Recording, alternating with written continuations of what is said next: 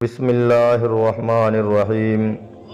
حضرت جابر رضی اللہ تعالی عنہ کہتے ہیں کہ فاقوں سے شکم اقدس پر پتھر بندھا ہوا دیکھ کر میرا دل بھر آیا، چنانچہ میں حضور صلی اللہ تعالی علیہ وسلم سے اجازت لے کر اپنے گھر آیا اور بیوی سے کہا کہ میں نے نبی اکرم صلی اللہ تعالی علیہ وسلم کو اس قدر شدید بھوک کی حالت میں دیکھا ہے کہ مجھ کو صبر کی تاب نہیں رہی، کیا گھر میں کچھ کھانا ہے؟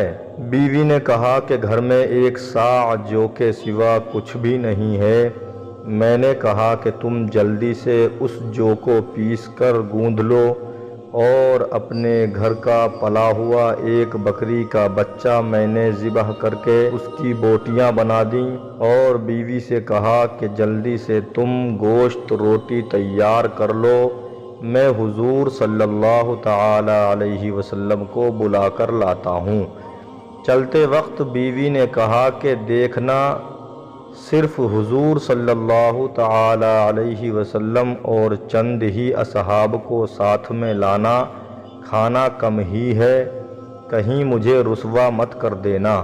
حضرت جابر رضی اللہ تعالی عنہ نے خندق میں آ کر چپکے سے عرض کیا کہ یا رسول اللہ صلی اللہ تعالی علیہ وسلم، ایک صاع آٹے کی روٹیاں اور ایک بکری کے بچے کا گوشت میں نے گھر میں تیار کرایا ہے، لہٰذا آپ صلی اللہ تعالی علیہ وسلم صرف چند اشخاص کے ساتھ چل کر تناول فرما لیں۔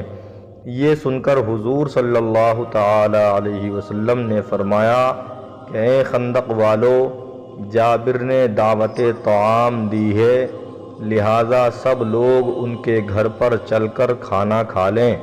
پھر مجھ سے فرمایا کہ جب تک میں نہ آ جاؤں روٹی مت پکوانا۔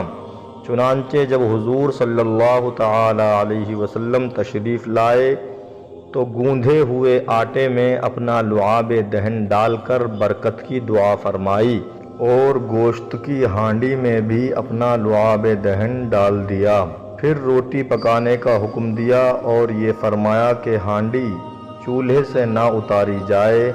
پھر روٹی پکنی شروع ہوئی اور ہانڈی میں سے حضرت جابر رضی اللہ تعالی عنہ کی بیوی نے گوشت نکال کر دینا شروع کیا۔